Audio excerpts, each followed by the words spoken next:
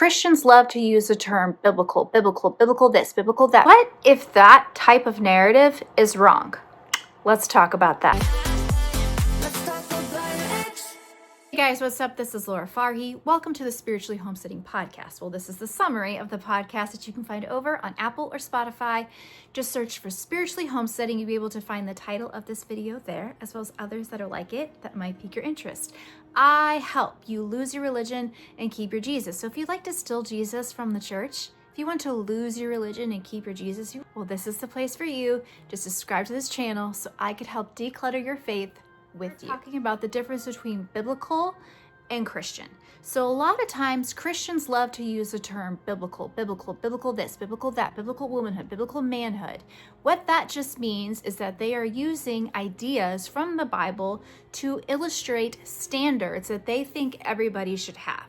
But here's the thing. Biblical is not the same thing as Christlike, just as Christ isn't the same thing as Christianity, and Christianity is not the same thing as Christ.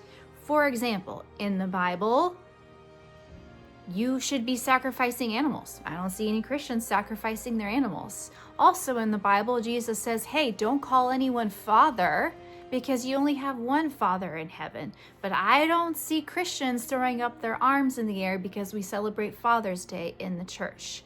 So, biblical is not the same thing as Christlike. Christlike means that we should be doing all of the things that Jesus advocates for. Jesus is the standard above the Bible. Jesus is the filter for the Bible. So if you are using the Bible or the words outside of the words that Jesus said to be the measure and the marks for how people should behave, for how you should behave, you're looking at the wrong verses. Everything should rest and fall on what Jesus says, what Jesus did, what he stood for. That supersedes everything else. So, biblical is not the same thing as Christlike, and Christlike is not the same thing as biblical. I feel like that's an important difference that we need to know.